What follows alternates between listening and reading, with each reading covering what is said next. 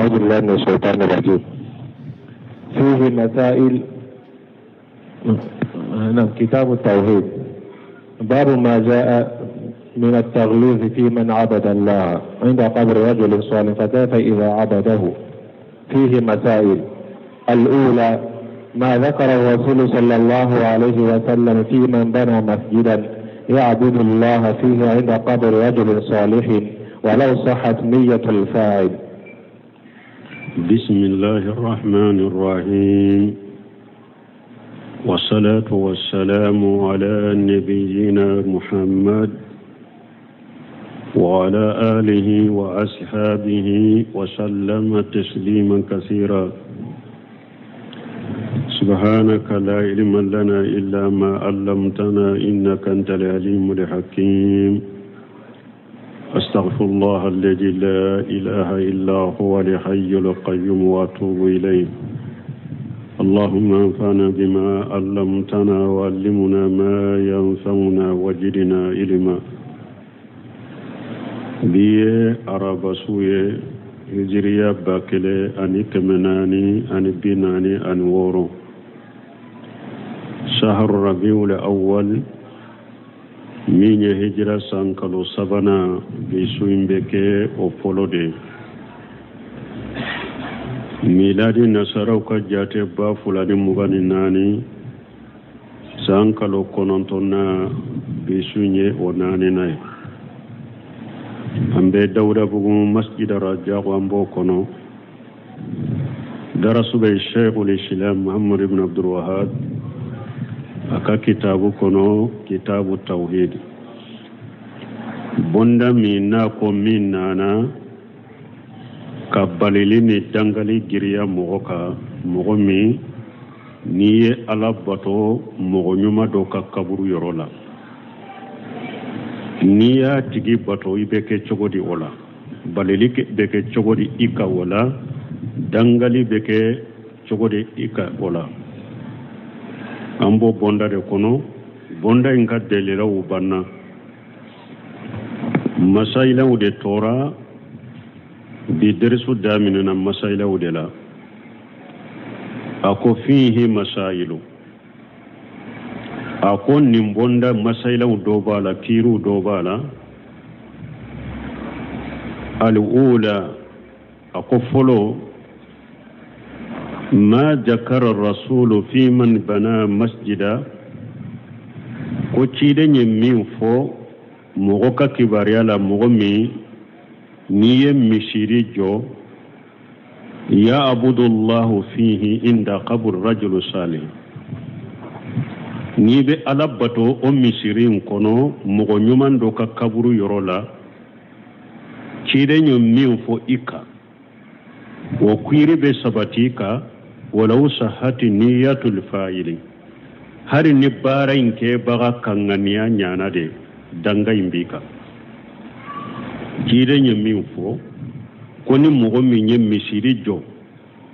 كالا بطو مسيرين كونو مغنيما دوكا كبرو يرولا يدنگا لندو o danga bika hari na ya soro koin ke baga na kangania kanyide nando nasrahula الأولى ما ذكر الرسول صلى الله عليه وسلم في من بنى مسجدا يعبد الله فيه عند قبر رجل صالح ولو صحت نية الفاعل. شيخ محمد بن وهاب يني مسائل نفايدا من فوق أمبو تايرو جمع حديثنا توغج من لعن النبي صلى الله عليه وسلم أمبا من كبو شيدين كدنغالي دلا لا كتنونا كسباكا الذين اتخذوا قبور أنبيائهم مساجدا شيدين يمغو دنغا مغو منو يكن نبي يمو ككبرو كم مسيريه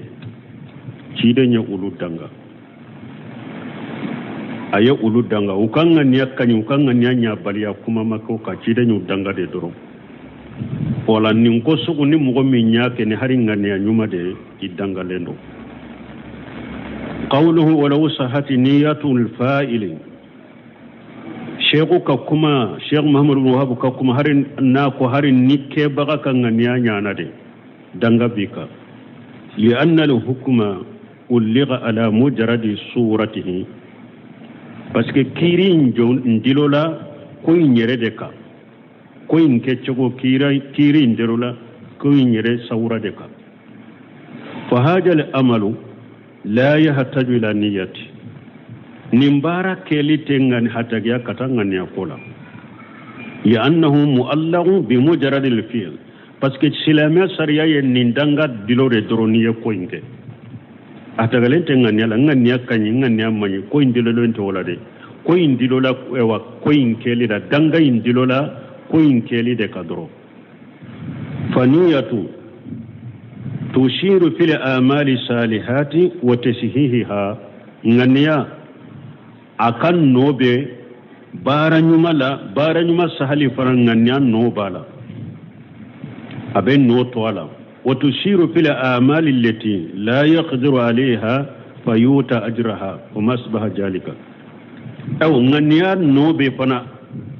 بارا من فنا سلامي سرلا نيما شكا بارا إنكي إكان سرابي ديما غنيا نوبي تو بارا لا ويرو فنا لا مثلا بارا نيما دوبي إكا بارا نيما أكي بغدي me dese yi I dese kodo nanima I desera ka bara inke me ikanga nyala ninin dese inte ninin darunante be bara inke bara in sarabe dima hari nimake ngania be bara ida ngania no be bara la ni yoro la ona oma asbah zalika ninunu na nyona bi khilafi ma uligha ala fi'li mujarrad me ani tokote kelenya de ni ko min dilola nin ko in keli doro ni ne nin ko in ke doro nin bika ni ko dilola ko in keli doro de la fala hajata fihi la niyyati haju tangan ya ko la yoro la de ay walau kana ya abudullah harina yasuru ibake ka Allah de bato walau kana yuridu takharruba ila Allah bi bina'i hajal masjid harina yasuru nimmi shirimi ni e ya jo kaburu mo nyuma ka kabu yoro la ni ya jonni ba fe ka gire aki gire ikalla nyina aki gire ala de la hari ni ya kenu o ngania de itibara bima yaulu ilayhi al-amru ikan ngania inte murasede danga imbi ka de jate be jumanka ikabara imbe laba ka yele maka ke minya o kiri de be bole e kasisa wa bin natijati sayyi'ati allati tatarattabu ala jalika ani fana netiza koyin lanyini min bena koyin laban lanyini ayre jita bena ke minye ibake ka komin ke ka misiri jo mogonyuma ka kaburu yoro la kala bato yoro la koyin be laba ka ke minye de abe laba kana ke minye de donc o de kiri be dama danga imbi ka de harina ya soro ka nganya nyana wa hadhihi nuqtatu ni yoroni min fulani nye netadarraju minha ila nuqtati ukhra nimba anyele kata yoro werema wa hiya tahjiru min musabahati almusrikina wa illa yaqsid al-insanu al-musabahata nin ko imban sama kata yoro juma abanyele kata yoro juma nin fa murasisa mugo na sallira mugo nyuma ka kaburu yoro la ube ayem misiri jo mugo nyuma ka kaburu yoro ko alebe alabatoy hari na ya sura tigi ko ale kan ngania kanyide ale ya ke batore kama ale ya ke puruka gire ala de ma ale ya ko de kama hari na kan ngania kanyi akan ngania nyali te jate danga de bakadro ni famuna wa nuseminu bena kiri do fo sani ne ankase ale tama pour aka famu jonna anyogona ni mogo minye maulidi ke yado maulidi ke law ko lube maulidi ke ala kanu de kama ciden kanu de kama hari na ya suru kan nganiyai nkanyi ko maulidi ke li kera ciden kanu de kama baraju tuye bidiya junubu de buye pasiga ngania nyuma yate maraso yorola ninka fam donc useminu ko ba kuma imbanta ni yoro imbanta kata yoro juma kafirun bonko nyogo nyali wa hadhihi qad taqfa ala badi nas bon nimbe dogo mogo dola حيث يظن أن التصبح إنما يحرم إذا قصدت المصابهة parce que do bolo ko kafiru la degali yede ni mogo min ye ko do ke kafiru la degali kama iduskun kono ko kafiru la degali ye ode mais ni eye ko do ke e ma ke kafiru la degali kama ko ite jate kafiri la dege ke bagay akon ni yoroni be dogo mogo do la de wa sharau inma allaga al hukma bi tasabbuhi mais sharia kafiri bonko nyogonya man tasabbaha bi qaumin fa huwa minhum sharia ya dilo munna fari sharia ya dilo aye kirin dilo kafiru bonko nyogonya le de la drama dilo nganyala sharia nye kirin dilo kafiri bonko nyogole ne kafiri la degali de la ni ko ni kafiri la dege dor hari nima nganya te kafiri la dege me ye ka kafiru kuma do fo be ko kafiru de kerekerani ninye don fini do be ko kafiru de kerekerani ninye ke wale do be ko nin kerekerani kafiru de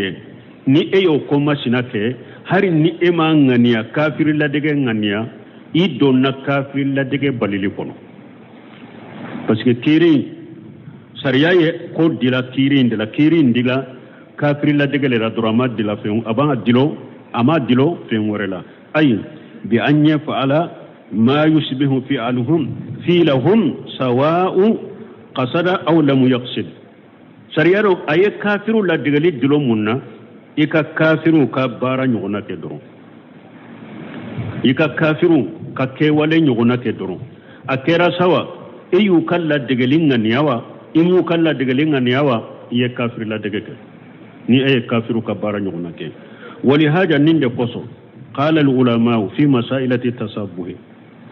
دون كباو كو كافر لا دغلم مسائل لا وإلا ينوي ذلك كوني مؤمن كافر ككي ولا نغنك كو كافر لا دغ هر نيمو غنيا فإن تصبح يحصل بمطلق صورة كافر لا دغلي وبك سبتيكا وبك هر نايا نويو ككي چغو نغنك درو kafiri la dege sabatarika hari na yasro eko ekanganya toy niyo kakko nyogonake uye kominke niyo nyogonake dro kafiri la dege dilolembo odela wala ninka famu shaykhul islam ibn taymiyyah ben nim fana fo iqtida sirat al mustaqim fi mukhalafati ashab al jahim donc mo do be se ka kafiru don fini do kerekera ni kafiru do yeba ye mo do la yeba fo karsa ni nya kafiru la dege da ba fo nema do kafiru la dege kam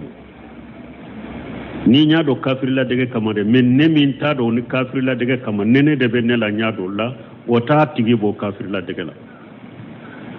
ko nun ko nin kere kira ni kafiru de ni e ko ni ya ke iyu la dege linga ni yaw imu la dege linga ni yaw ye kafir la dege la haramu do ibolo shaykhul islam ibn taymiyyah be ni mbangi iqtida siratul mustaqim kono fa in qila no seminu karamo la ko ni mo do ko قائدة إنما الأعمال بالنيات هل تعارض ما ذكرنا ندوكو قائدة دوبي كيدنكو إنما الأعمال بالنيات يالا وني أولو يمين فوق وبيبلا من يغنوا كافو ني كافر كوني لا دغيا غنيما لا دغري غنياو ي كافر لا دغلاي يالا وني إنما الأعمال بالنيات او قائدة be نيغو موليبا akoni mugo do yen ninfo al jawab ako atigi jabu ye munye la tuariduhu nin qaidai anya min fo nin qaidai te balami ala ya anna ma ulgha bil amali sabata lahu hukmuhu parce que koko no dilala o dilolo yo o dilola ke wale de la bara de la o kiri be sabati ni bara inkeliye wa illa muyanwi al fi'la hari nima koyin kele nganya yi dusu ko kali asiya'il muharramati komi ko haramu yale masala ni enana dolo masisa eye dolo takami e ko nenga nyate dolo miye dolo mini haramu be ko batika ka jihar ani jiharu e ko ewa imusoma ibe mbolo nyimba tafe sirila ube haramu yari mbolo komi mba haramu yari mbolo chokomi ika muso in be haramu ya bolo foi ke kafarau ga te haramu ya abe haramu ya wajina ani jena ya ni mo ye jena ya ke e ko ne ma jena ya inke kanganya ni ko jugu keli ni haramu keli bobi bo jono jena ya junugo lawa oma asbaha ani nunu na nyugonam donc nunu ni qaida inte wuli ñogo nguli innamal amalu binniyatu te ñogo nguli de donc parce que nin ko sugo dilola danga indilola ko inkeli de la dro ni ko ni ko inke iya ke ni ngani anyuma yo iya ke ni ngani anyuma tana ya ngani ayma angani yawo awa danga inde be kan nin ko sugula haramu ko ni kana kede ngani akote yoro la jo yoro la parce que haramu junubu dilola ko inkeli de la dro ama dilo ngani akola nin ka faamu الثانية النهي عن التماثيل والغلظ الأمر في ذلك. الثانية مسائل فلنا النهي عن تماثيل وقلة الأمر في ذلك. بوندا ينكونو حديثه دوسر لا منم بباليلك هذا مدين كان منيما جلا منيما كفندو جلا كابلا نيما فين سورلا hadisanya ambali ola awa waqila dul amr fi jalika wa ayab balili nyamarali ali ayab koingeleya ayab geleya like koina de fanade mana muni madilani photo dila bonday nya ambalala ayab koingeleya ayab koin akako geleya de fanade aya kabalina akako geleya de ambota yorojuma ka fo muni madilali ani nima fen photo dilali haramuye to gaju min qawlihi ambota ciden ka kuma kono wasawwaru fihi tilka suwara tumamin salimata yakani samin ko habasa ako yahudani nasara de kabara yo ode donc ube ewa misiru de dila no ye misiru dila uye musiri dila mogo nyuma min ka kaburuka obo mogo nyuma ka photo ta ka dilo ka bila misiri ngono donc anya don ni yoro de la ko photo ni ma photo tali ube ni ma pe ko o ke monima e o monima la madila haramu do silamiya sariyala a haramu ya ci de nyako ko ako gele ya de fana o haramu ka ko ci de nya gele ya de fana wala shiyama kuma mana إذا كانت هذه الصور مؤجمة عادة كما من فوتو حرام ولا نيم فوتو إنكرا فوتو منو نيم مغو بوبونا لا دلا مغو بفوتو منو فوتو جمع بونا لا دلا مثالي لا كوراساي وجواماي ولعبد ولأقي ولعمي لا دلا فوتو منو بونا نيم مغو بفوتو من بونا ككرامة komi nyemo ka photo ube mogo ka sama bago ka photo ube ifa ka photo ube balima ka photo ube ibinanke ka photo ewa nunu na nyogonaw nunu nye photo ye nube mogo bolo kacha lada la hada men ko lada la ibu bonyade jamana nyemo ka photo misali la ube addu'amai komi ministru na nyogonaw bara daw ani sisotun nyemo ulu ka photo ube fa ka photo ube balima ka photo ube binanke ka photo nim photo suku ni mogo yuta kacha ala fi ube nunu mbonyade ubu dilade kunyade kudo kadiri de kono ku dilo photo beye haramu ye janko nim photo suku u haramu ya bekiriya wa shar'a photo do fana be abe bonya sariyala uba bonya mislu al awliyai wa salihina wa li anbiyai wa ma asbaha jalika photo tali haramu be giriya bido sunun fleka kuma fulade ko photo tali haramu de nema photo tali bi haramu be giriya na yastoro photo sugo fulado lada la photo munun be bonya hada madun kan lara ka cha yau be photo munun bonya nyemo ka photo if haka photo ibalima ka photo ibdanke ka photo hada madum be nunum bonya la dala nim photo sugu kuta ulu fanaka haramu ka gele ka teme photo toka kele fulanna photo dobe fana hada madum dobe ulu ta ku bonya sariya bonya lila ka soro sariya malla daga uye jumay komi woliju ka photo mogo nyuma ka photo nabu nyuma ka photo o masbah jalika ni nunu na nyogono mogo be nunu fana ta ku bonya sariya bonya lidela parce que bo jate mogo nyuma de photo bawde fulen ninya donc nim photo sugu taliye haramu ye uka haramu ya be giriya katim hari photo toka parce que mun photo sugu ulaba mbe yele makata yoro juma kutiku bato nunu laban be yele makata kutiku de bato ku karama ku bonya wala nim photo sugu haramu ya lendo do bo mogo ku jantu yorela anka jamana kono nu ka voto nu ka fe mulila photo munum baw bolo akera munum be dipete ya nyini u photo tale munum baw bolo ku pempe ku genge akera ministry photo de ya akera fama photo de ya sa nunu ya photo ye utali ya haramu de u ka haramu ya be giriya kateme hari photo to ka pesege nunu be bonyari umfa ka photo de fuleni ya bi bolo kadir la dilo lendo na bi bolo ta farade a haramu ya lendo mbali make photo de fuleni nye na della kanin photo ta nyogon fira a fatura mbake souvenir de haramu do ta farade a haramu gira lendu kade mbinanke photo de fuleni nye a dilo lembi bolo huba bi bolo ka telefoni kono a touche ka boye ika haramu do koy a haramu gira lendu ka awa be munum wole ko woliju ma baw shegu nu ka photo bubolo kadirula u ka photo bubolo ka bitigu kono u ka photo bubolo ka kontoro kafe u ka photo bubolo mobile la haram nunu ye photo ye u haramu yari ka giri kateme hari photo sempuluka parce que nunu be bonya de nunu be karama de u ba tigi sama ibi sama kata nunu batoli de ma anya dowye rejo sosoka photo sempulu kadri kono a dilole doba ke ka sujudu bi photo dilole ni ka tege jakata photo indurele ma karasa ikandeme musoko benna karasa ikindeme denko benna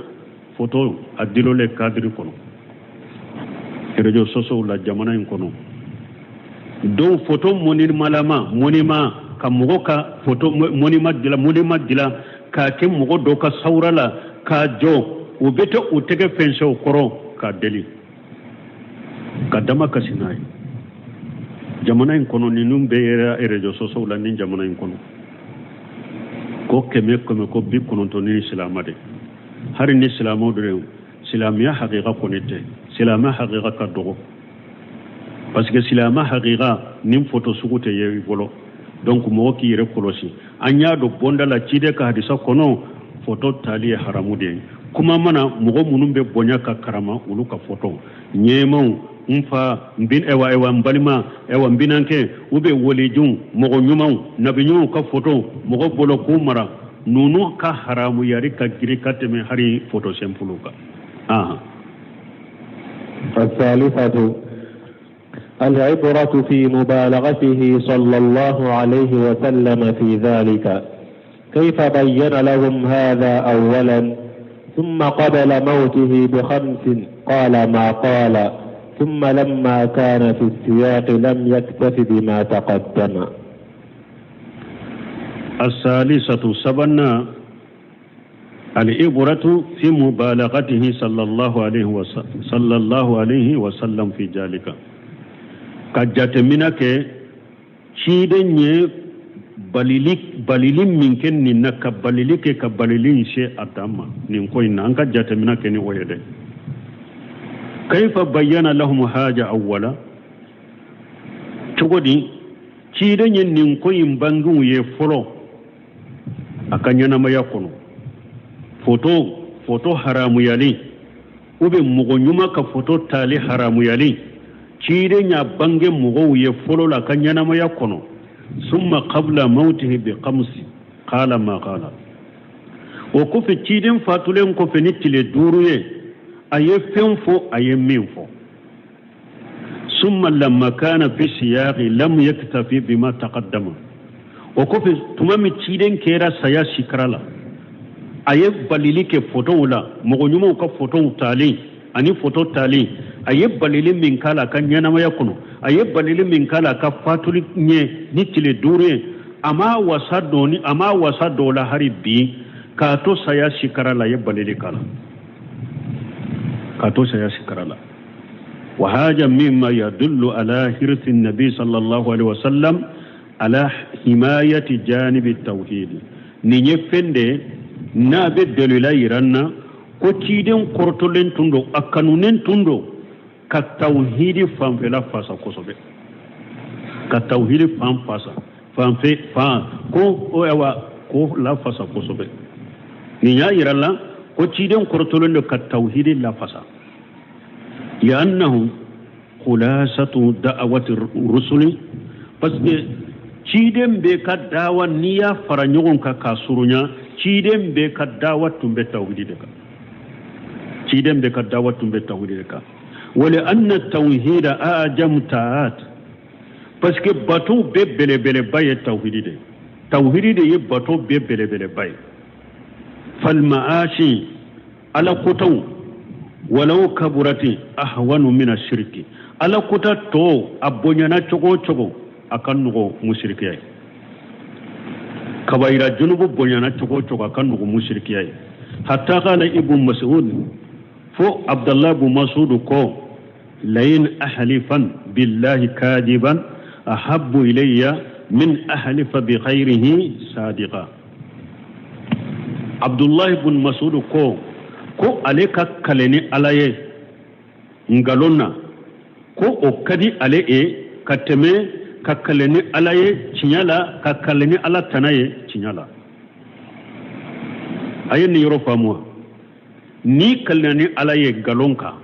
mumbila junubu suku juma kabaira junubu ni kaleni alaye galonka kabaira junubu de bila ni kaleni chinyaye ni ala tanaye mumbila shirku ikara mushriki de wala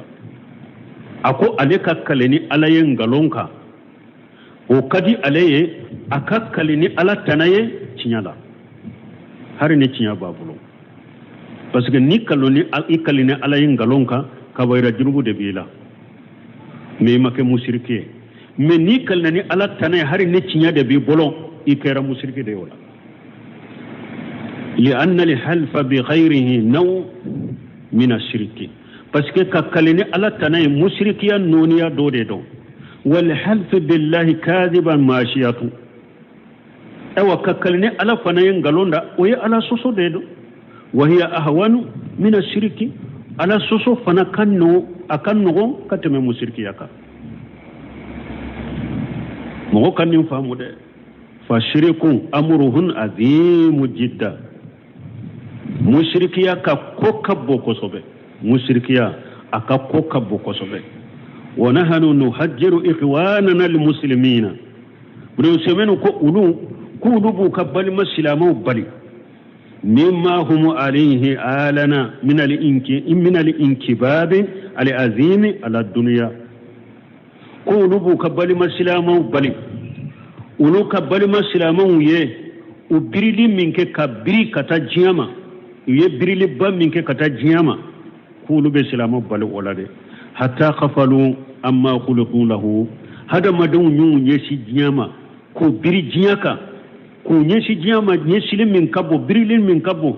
fo ala yuda min kama inyananoko wastakhallu bima khuluqu lahum uyusugulani fenye ala ye minda uluyu yere sugulani odeye min dara ulu dara min kama unyananoko fa ammatun nas ako hada madin chama alana sisa tajiduhum naw min ashirk tajiduhum mustaqillina bid-dunya akuibe mugo chama soro sisa usugulalendo ni dinyade laysa fi afkarihim illa dunya fayutu kamirula ni dinyate qaimina ujelendo be miri dinyade la jiya miru doronde bula wa khaidina usigilendo niru wara sitila nu jiyate والنائمين إسين غلندو ميرورتولا نجياته ومستيقظين وبونيانا وتسين ولو ميرورتولا نجياته وهذا في الحقيقة نوع من الشرك أقوم من فلن حقيقة لا فلان كفيان نونيا دودين فنايا جيا كانوا كجوته فلان كفيا كاليتي دودين لأنه يوجب القفلة عن الله عز وجل بس كن نجيا كانوا سوق من فلن أبي هذا ما دين لنينا على كودي أبي نينا على كود مثلا من كبكور تلين ولهذا سمى النبي صلى الله عليه وسلم من فعل ذلك أفضل لما تعبد له ودي أتو تشيدي أيام مغو نمغو من ينينك إيرك جوني من يمين كانوا نين كانوا تقولا تشيدي نيك وجوني ودي أتو تشيدي نمغو كمغو من نيفم من كانوا نين كانوا تقولا تشيدي نيك وجوني فقال تشيدي نكو تئس عبد الدينار أكو ديناري جون حلقلين دو معنا نمغو من ديناري كانوا كم يبنو سمنو فلك كانوا سوكو من فو أيينينا على فو ديناري جون دي ديناري فر على كاسيسا مشركيا دو دي دو تئس عبد الدرهم درهمي جون حلقلين دو نمغو من درهمي ورجي فنا دي كانوا كبيراكا كنيشاما akinyina ala kone ala ka dina ko e kera o jonya kaba mushrika kalite do tayisa abdul khamisat doroki fini fana jon halakilendo ni mu'min fana ka sugula fenye fini unde o de yin sugula doro fini fere o de sugula kinyina ala ko comme aya ko chogomi e fana kera fini u jonya tayisa abdul kamilati tapi kamila ye tapi ude ni mu'min fana ka hammi beye o tapi koinde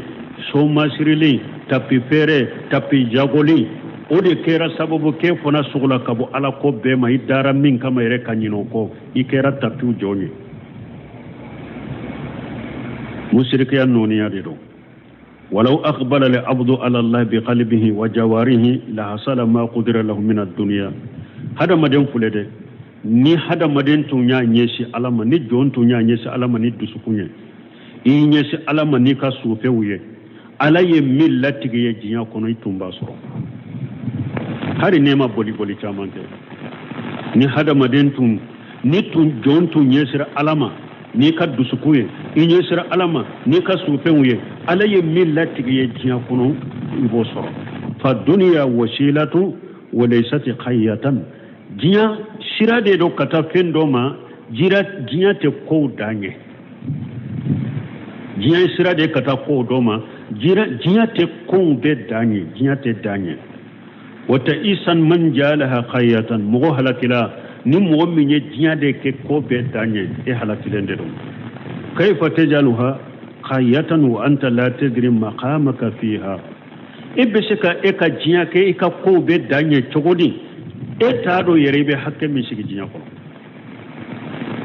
ebe jinya ki danye chogodi etado ibe hakke mi yere sigi jinya ko ne todo wa kayfa tajaluha qayatan wa sururuha mashubu bil ahzani chogodi ebe jinya ke ko be danye jinya kan nisonjia nisongwa de ba no fe jinya kan nisonjia pe nisongwa ba nofe obe oke ika ko danye chogodi kama kala shairu komi ni baitul kala ko chogomi fa yawmu alaina wa yawmun lana baitul kala ko janya na maye minye dondo be oba ankade dondo be obanye mana dondo bi kade ni hada madin kanyana maya baitul kala fule ka ko munun fo hada maden ka nyana mu ya te bonnin konna ni kono jinya fa yawmu alaina wa yawmul lana jinya ka don do ba anye don do ba anka don do ba nye ni nye baitu fulo wa yawmu nusa'u wa yawmu nusarru jinya ka nyana mu ya fana don do be ambe ni songwa don do be ambe ni sonja jinya ni de dro dondo bi ka dondo biye dondo be ibe nisonga dondo be ibe nisonja donc hada made ni kanyana mayaye nin chogo de jian kono donc ebe jiya ke ka ko danye cogodi iba ke ka ko danye cogodi fali hasiru lanyene anna nabiyya sallallahu alaihi wasallam nabiyyu malaka tanuna kisibaka boye salli tahqiq ibadatillah ciden cira de puruka alabbatu ke haqiqai kabbatu beke haqiqai alaye ciden cira ode kama ولهذا كان حريصا على سد كل الابواب التي تودي الى الشرك ودي كوسو تشيدن كورتولا دي اكورتولين تومبي سيرا نابي داوود نابي هذا مدين سمكتا مشركيا دما تشيدن يا كاتشيري نا كايره جيجا بيدك كو سيرا كو دا سوغو داتو تشيدن كاتشيري انا كورتو كيرا dawoda da munu be hada madella se musrikiya mako dawtugo mogonye fa rasul sallallahu alaihi wasallam alaka cira laka tanuna kisibaka hajjara min itikhaj al-qubur masajida salasa marrat kide balilike an kana kaburu mina kuken misidu ye sinya saba sije ne ambali wala sinya saba min yo nyalen don ka jamana nunun kono mogo munun ba nyema yala ni wulu de betam ka kaburu mina kuke salliro ye ka kogo jo kaburu la ka bonjo kaburu la ka misiru jo kaburu la cide nye balili kala sinya sabade al-ula fi sha'iri hayatihi folo ciden kanyana maya tobela aya beke tawhidi walide santani saba ciden make foi kamanin ninte tawhidi walele ala kilim to kabato kaburu tigi kana faraka misiri kana jo kaburu la ka kaburu tigu far alaka akanyana maya tobe ya beke walele ninde ka kamugo bali an kana kaburu mina ku ke misiri ciden kanyana maya be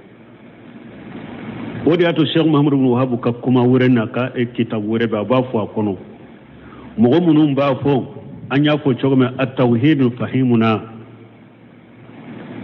akunniya ya ayel oletiri sebe kata dodema min tumbake ka Muhammad ibn Wahhab ko abe araduka ka kalagosi wakati be foite ebolo tauhidi foite bolo ni tauhidi te aye oletiri chotigidema ako cide minye santani sabake makka na be woleli ke kata tawhidima ako sura dobe madina sura do suratu muhammadu ala yafu o ciden kelenye fa'lamu annahu la ilaha illa ana illa allah fastaghfir li jambika akon ni madina sura de ciden ye santani sabaya sibe ke woleli ke kata tawhidima me ona tabe madina sura kono ala ko cide ma fa'lamu annahu la ilaha illa Allah ikado ko bato fon site min ka bato ci ni ala kelem to wutte nim fora ci de nyere madina sora kuna shi laba ka soro aya shi beke wole ke kata tawdima fu tawhidi ke kala de kasaga ka nyina kana ko awa ci de nyem mo bale kaburu kana mina ka tem misiriye shi saba sinya folo akanyana maya tobela ciden kanyana maya bela ayem mugo bali kaburu kana ke misiriye kele wasaniyatun qabla mautihi bi qamus sinya fulana ciden ye balilike mugo kana kaburu mina ka ke misiriye sana akafatuni tile duruye ayem mugo bali kaburu kana mina ka ke misiriye niye sinya fulana wasalisatu sinya sabanna wa huwa fi siyaqi kato ni makarana kato sayan ni makarana ni nimbo bo nyogona ayem mugo bali o kana aye balileke kaburu kana mina ka ke misiriye bali man nin ko donite nin ko nyade kaburu ka salli ko kaburu ka misiri ko ko denite ko bade do ni balili babba ka ni cide nyire hamina nayi akanyana maya bela a hamina naye hari aksana kafatu abaka saya banala nitile duruye kafo a hamina naye hari aboto jian kono kato saya shikarala ya geleya الرابعة نهيه عن فعله عند قبره قبل أن يوجد القبر الرابعة مسائل ناننا نحيه عن فعله عند قبره قبل أن يودن القبر شيدين أمبالي مسيري جوليلا أكا كبروكا أكا كبرو يرولا وياسر أكا كبرو مسور يرفلو شيدين تنبي سياسكر لوقتمي نقول لعنة الله على اليهود والنصارى اتخذوا قبور أنبياء مساجد فلا تتخذوا القبور مساجدا شيدين ينين فوقا تو أكسا يبانا يندلا وياسر مسا يرفلو جانكو أكا كبرونا كي شيدين يباليلي كي كبرو أكا كبرو أكا نكي مسيري كنا جو أكا كبرو لا كاسر أكا كبرو مسور يرفلو توغد من قوله أمبو من يرجما أمبو من كابوتشيدن كمادلا ألا فلا تتخذ القبور مساجدا أو تشيدن كويوا أكنا كبر من كوكو مسيريا فإن خبره داخل في ذلك بلا شك نتشيدن كو أكنا كبر من كوكو مسيريا أيريكا كبر بأكونو شكتالا أيريكا كبر بأكونو شكتالا بل أول ما يدخل فيه بل folo kaburu folo min be donnin kono akana kaburu mina ka ke misire ci den ka kaburu folo de be do kono donc ne nya yiranna ko ci de ni balili ke kabon nin ko ina ewa akana ke aka kaburu la o ya sura ka kaburu yere masiru jian kono yere folo الخامسة أنه من سنن اليهود والنصارى في قبور أنبيائهم الخامسة دورنا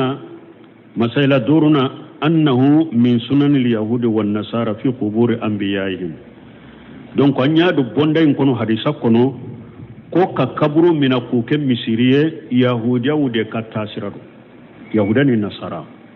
wulu de katasira do ukan nabi yuma ka kaburu wula wulu de ka sunna ni wulu de katasira ni yahudiya wude katasira ni nye ukan nabi yuma ka kaburu wula to gaju min qawli sallallahu alaihi wasallam ambo mina yurjuma amba mina kaboci den ka kuma na lakataruna kishibaka ittaqadu qubur anbiya'ihim masajida ni ciden ko yahudani nasara uyun kan nabiyyu ka kaburu mina ku ke misiriye wa bisar rajula mugojugu yara ce jugu yara jala imamahu al-yahuda wan nasara mu'min ni ayi kan nyema ke yahudani nasara de ni balla daga kera mugojugu ce kera ce juguye mo kera mo juguye mo min kalimami ya yahudani nasara de wa tasabbaha bihim fi qabihi amalihim ni yahudani nasara bonko nyogonya u ka ko jugula donc kaburu batula be jamana in kono ube jiya kono kaburu barika nyine na be jiya kono abeka alimamin u ka alimamu ye jonye yahudani nasara ukanye maunu kalimamu yahudani nasara de uye yahudani nasara ye lajege ukabara jugula ukalimami te alaka chide nye ukalimami te sebo ukalimami te tabina uye uka alimami te ayimmatil arba'in kaburu batulo beka alimami yahudani nasara de ube yahudani la sana lajege lakelaw ukako jugula السادسة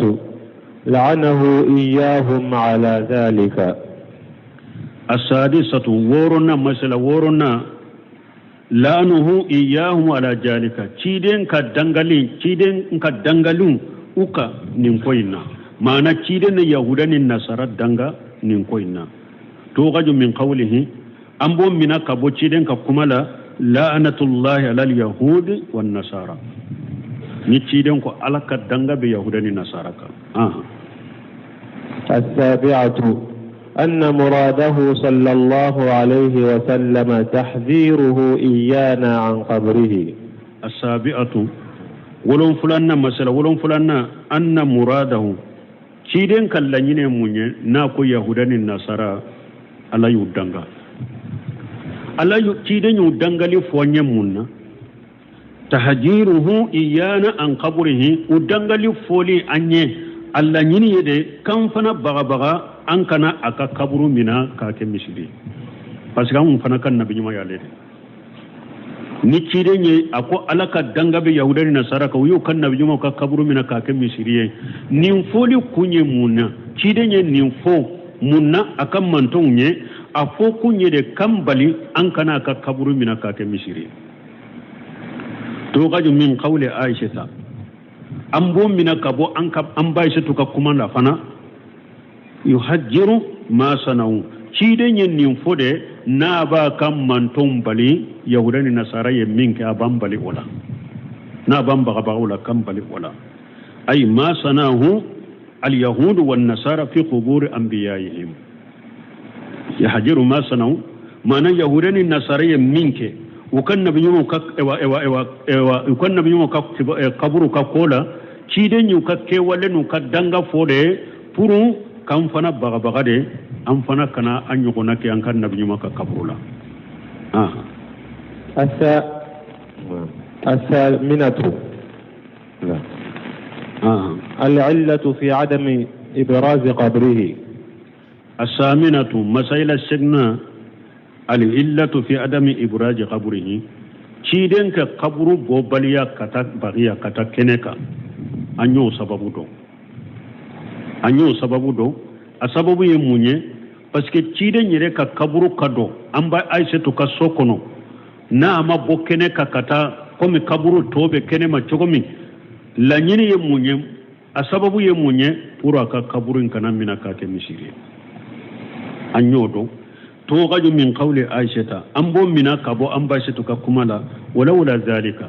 ambashatu kun notunte mana ciden ka kaburu ka mina ka ke misiri ni osiranye tunte uburuja kaburu ciden tumba ka kaburu bokene ma غير أنه قشيا أن يتخذ مسجدا مچيدين شرانا دي ناكا كبرو بورا كنما مغو كنا مناكا كمسيريه وديا تو أدونا سوكونو بو أنكو إوا سراهو يرولا قشيا أنكو إوا إرواي فلا بيننا قشيا خشيا أنكو قشيا ويچيدين دي شرانا چيدين شرانا ناكا كبرو بورا كنما مغو كنا باتو أدونا كسوكونو anko niya kala irway min ko kushiya shebo de siranna nu ye ciden ka kaburu bo kenema mo kana mina ka ke misire hunaka illatu ukhra me ciden ka kaburu bo baliya kata kenema sababu re bala wa hiya ikhbaruhu wa yajma ciden ka kibariyali bi annahu ma min nabiy yamutu illa dufina haythu yamutu hadisa do sahara ciden bolo fana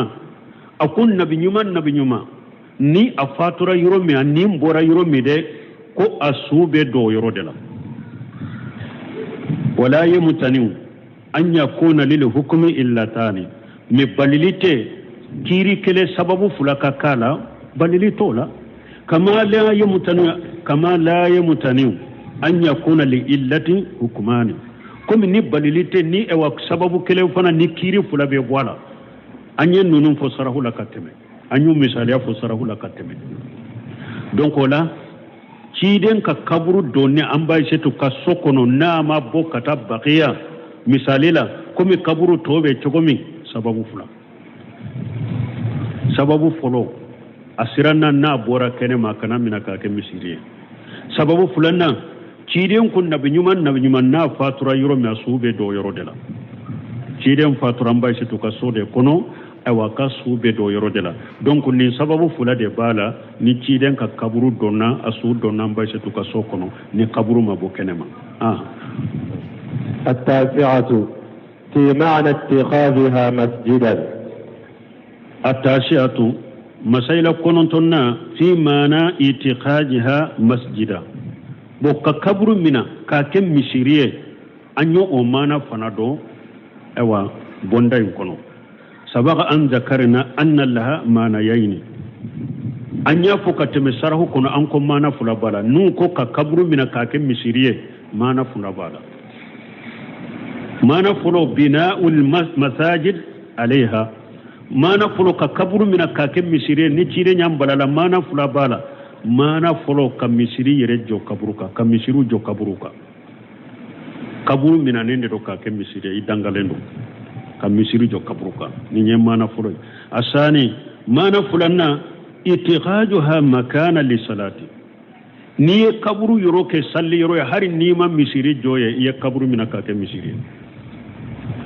to ko sadu fa yusalla indaha ni ye kaburu yoro mina ka ke salli yoro nuho o yoro kere kere ya ibeta salli ewa ye kaburu mina ka ke misiri bal inna man salla indaha wala mu yataghiha li salati faqad ittaqajaha masjida bil mana li amni lo semenu ko bal hari kaburu yoro ni sallira yere hari ni ma yoro mina ka ke salli yoro yere etara kaburu yoro la ko ni sallira e kabadro bo mana gorobale la ye kaburu mina ka ke misiri donc abe ko misi saka kaburu mina ka ke misiri mana sabanyo na bala folo ka misiru jo kaburu mina den do ka ke misiri dangalen fulanna ka kaburu yoro ki ka salli yoro ni be salli drobo yoro de kere kere ya kaburu de kere kere beta salli hari ni ma misiri joy ye kaburu mina ka ke salli yoro mana sabana ni sallira kaburu la hari ni ma ke la daye ka to kata salli ni ko ni sallira kaburu le doro ye kaburu mina ka ke misiri donc ka kaburu mina ka ke misiri danga min ba no fe nin ko sababe bala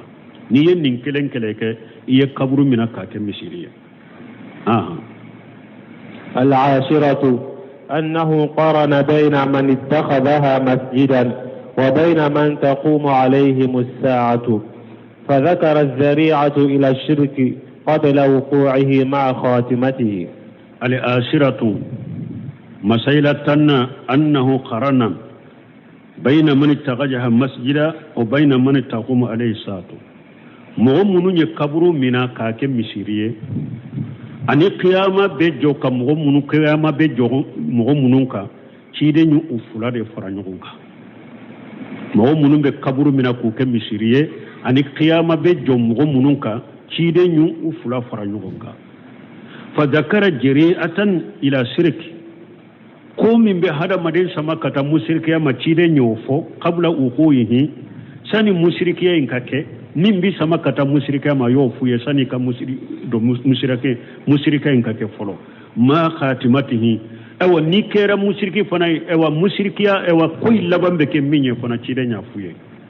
mana ko min bi sama kata musrika ma sani ka do bi musrikiya kono cide nya fo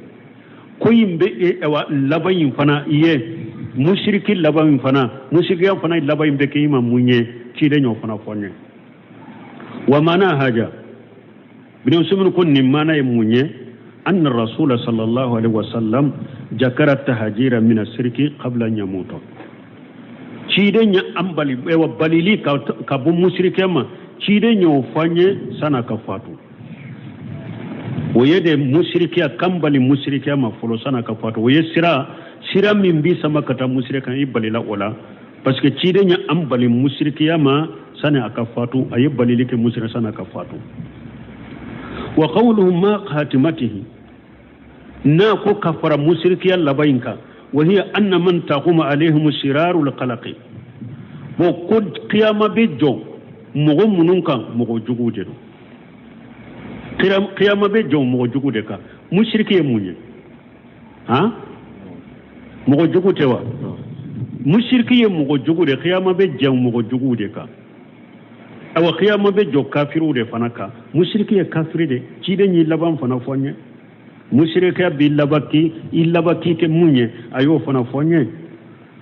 parce que ako qiyama be jo mo danfo mo jogu de ka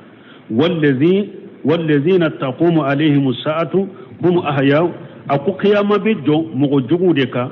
wallazina taqumu alaihim as-sa'atu hum ahya haula al-kuffar mogo munun fana qiyama be jo ku soro nyanama yala nin kafiru de do mushriki nunu kafiru qiyama be jo kulu de to nyanama yala walladhina yattaqiduna alqubur masajida haula yafalu asbab as-shirki wal kufri aw mogo munun fana be kaburu mina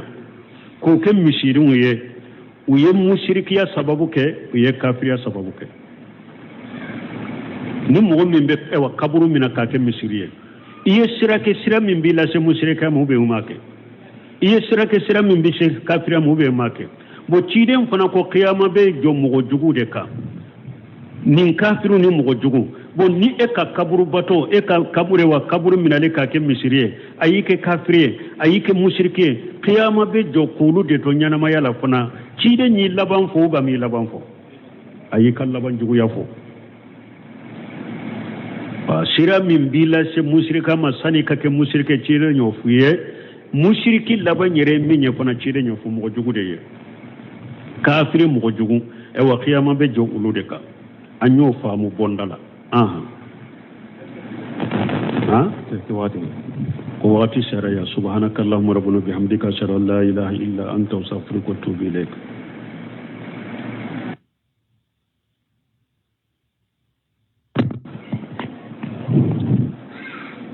أعوذ بالله من الشيطان الرجيم فيه مسائل نعم كتاب التوحيد باب ما جاء من التغليظ